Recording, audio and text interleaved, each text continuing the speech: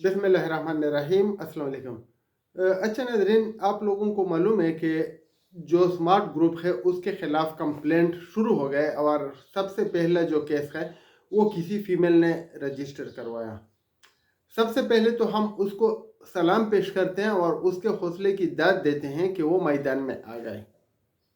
अभी ये मुझे नहीं पता कि वो नेटवर्कर है या इन्वेस्टर है। अगर नेटवर्कर है और उसने केस दायर कर दिया फिर भी ठीक है, अगर इन्वेस्टर है फिर तो बहुत अच्छी बात है, क्योंकि नेटवर्कर अक्सर इस तरह की हरकतें नहीं करते, केस वगैरह से वो लोगों को भी बचाने की कोशिश करते हैं।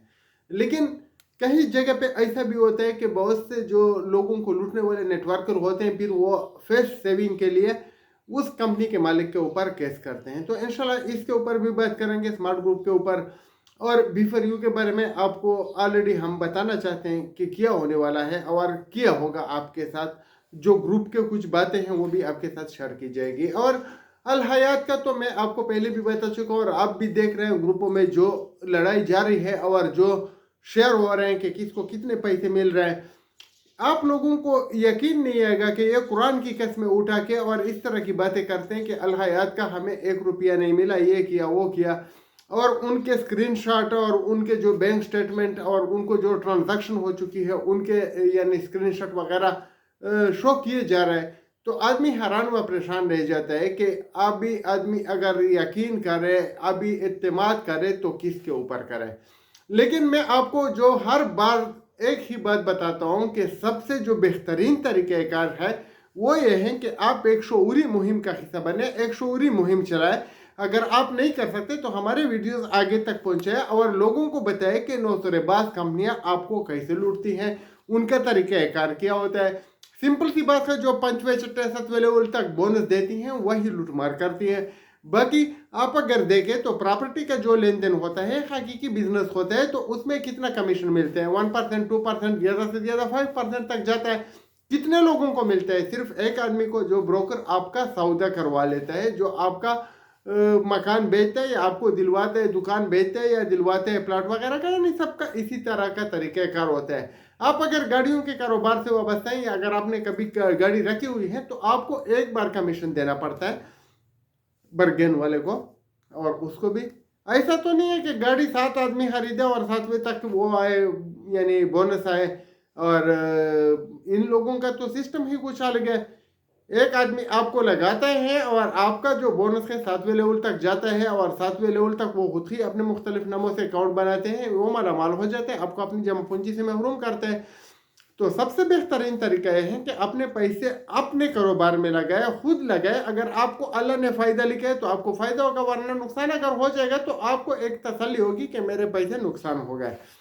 लेकिन अगर इन जालिमों को देंगे तो ये आपको जहनी जो है वो कश्मकश में मुब्तला करता है, जहनी मरीज बना देते हैं। तो अल हयात वालों के साथ जो खेल खेला जा रहा है उसके ऊपर तो आदमी को यानी वो एक हो जाती हैं कि यानी ये इतने जालिम लोग भी होते हैं दुनिया में, अल्लाह माफ़ करे। उसमें कुछ यानी ऐसे दलाल भी हैं जो कि अभी कहना नहीं चाहिए कि वो कौन सा कारोबार करते थे पहले और अभी इधर आए। तो इनके लिए तो ये एक अच्छी काम है कि वो कम अज़ कम लोगों को लूट रहे हैं और अच्छे तरीके से लूट रहे हैं। जो पहली जगह पे वो काम करते हैं उससे ये बेहतर है। लेकिन अभी हमको और आपको अपने आप को भी बचाना है ना। हमें उनके ऊपर किया है, वो जिधर भी करे, दलाली करे, किधर भी करे, एजेंटी करे, हमें उससे लेना देना नहीं है। हमने अपने आप को बचाना है, अपने इर्द गिर्द को, माहौल को इन जालिमों से पाक करना है। लेकिन ये जो अलबरीदा वगैरह की बातें की जाती हैं, सुनने में आ रहा है कि बहुत यानी दूर है शहर से और इसकी जो ज़मीनें हैं वो आपको जिस कीमत पे दी जा रही है, यानी प्लाट दिए जा रहे हैं, वो अल हयात से जिसके आपके पैसे जितने लगे हुए हैं उनके यानी कुछ परसेंट के बराबर भी नहीं है।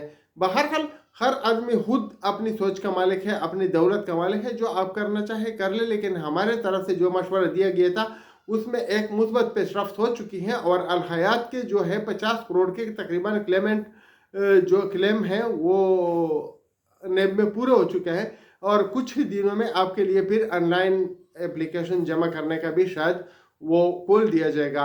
लेकिन कब खोलेंगे ये हमको नहीं पता, लेकिन उम्मीद है जब 50 करोड़ और 100 कंप्लेंटेंट पूरे हो जाए तो नेब आप लोगों को जो पब्लिक एट लार्ज होते हैं ना उन केसेस में यानी जो फ्रॉड होता है तो आपको ऑनलाइन क्लेम जमा करने की फैसिलिटी दे देता है। एक तो हुई ये बात। दूसरी बात यह है कि अभी फॉर एग्जांपल स्मार्ट ग्रुप वालों के खिलाफ हो गया, मैं अभी से बता रहा हूँ कि एमएस और ग्लोबल बिजनेस सुल्तान वगैरह ये जितने भी काम कर रहे हैं, इनके खिलाफ भी आप देखेंगे कि यानी लोग आएंगे, मैदान में आएंगे, इनके खिलाफ केसेस जमा करेंगे और इस तरह का सिलसिला चलता रहेगा। अभी से आप लोगों को मैं बताना चाहता हूँ कि अगर आपने ऐसी किसी भी कंपनी में इन्वेस्टमेंट की है, जैसे कि एमएस ग्रुप है या फिर ये दूसरे वगैरह है, तो आप अपने पैसे ले लें और सिर्फ साइड पे अपने आप को रख ले, वरना कल आप रोएंगे। यकीन कीजिए, ये वीडियो संभाल के रखिए। और अभी आते हैं सैफ रहमान की तरफ। सैफ रहमान को यानी बहुत ही धरे वाले ढूंढ रहे हैं, हमने उनके पीछे बंदे लगाए हुए हैं। वो मफरूर है, अभी वो पता नहीं किधर है, लेकिन वो जलालत की जिंदगी गुजार रहा है। वो बाहर नहीं आ सकता, लोग उनके सर्च में हैं और वो कभी भी गिरफ्तार हो सकता है। और जब भी वो गिरफ्तार हो जाएगा तो आपका मसला हमारा मसला हल होगा और वो सीधा जेल में जाएगा। लेकिन इदारे क्यों हरकत में नहीं आते? इदारे का किया है, हुकूमत क्यों हरकत में नहीं आती? हुकूमत के पास कुछ अपने आप को अपने अपने मसाइल जो है उनके वो हल करने की वो सलाहियत नहीं है, उनके पास फंड्स नहीं है। इस तरह के उस तरह के बातें जो हम सुन रहे हैं, तो वो तो कुछ वो इंटरेस्ट लेगा ही नहीं। अदलिया भी वो कुछ जो रूटीन की फॉर्मेलिटी है वो पूरी करके केस को तारीख पे तारीख यानी दी जा रही है और केस जो है वो बहुत लंबा चल रहा है। वरना 4-5 साल और ये एक छोटा सा फ्रॉड का केस, छोटा तो नहीं है, बहुत बड़ा फ्रॉड का केस है, लेकिन इतना उसके ऊपर टाइम नहीं लगना चाहिए था। सिंपल सी बात है कि सैफ रहमान ने फ्रॉड किया, लोगों के उनके पास पैसे हैं, पैसे की तकसीम कैसे होगी वो तरीक़ाकार ढूंढ निकालना था और लोगों को पैसे वापस करने थे। लेकिन पैसे वापस क्यों नहीं हो रहा है? उसके मुजरिम आप है, उसकी गलती, उसमें गलती आपकी है। हमने एक गलती तो ये की कि सैफ रहमान के ऊपर एतमाद किया, दूसरी गलती ये की कि टाइम पे हमने FIR नहीं किया, टाइम पे हमने क्लेम जमा नहीं किया, और अभी ये गलती कर रहे हैं कि फिर भी हम इंतज़ार कर रहे हैं कि जो इधर है वो आज खुद नोटिस ले। हम कब उठेंगे? हम कब मैदान में आएंगे? हम कब अपने हुकूक की बात करेंगे? जब तक नहीं करेंगे तो आपके साथ यही होगा जो हमारे साथ बरसों से होता आ रहा है। इन इदारों को एक्टिव किसने करना है? राजा रियाज ने बताया था, वो सीधी सी बात है FIA के और दूसरे के बारे में बताया था कि हम इनसे पूछ के यानी लूटमार शुरू करते हैं। अभी मैं आपको बता रहा हूं कि बनू के FIA का मैं चक्कर लगा रहा हूँ। एक आदमी के ऊपर मैंने केस करना है, 3 लाख रुपए का फ्रॉड हो चुका है, उसमें भी कुछ वीज़ा का मसला है, लेकिन सॉरी वो ले तो लाल से काम ले रहे हैं और अभी तक यानी कितने पता नहीं उनको समन वगैरह इशू हो चुके हैं, लेकिन अभी तक FIR नहीं दर्ज हो रहा है। FIR कब दर्ज होगा? FIR के लिए वो आप लोगों को पता है कि पाकिस्तान में थोड़ा ये देना पड़ता है, लेकिन अगर एक आदमी के साथ आप पहले भी फ्रॉड हो चुका है तो वो दोबारा ये कैसे देगा? लेकिन फिर भी अकेले की जो वो होती है ना, एक आदमी की जो केस होती है वो थोड़ा मुश्किल है, वो आपको खुद हैंडल करना पड़ता है।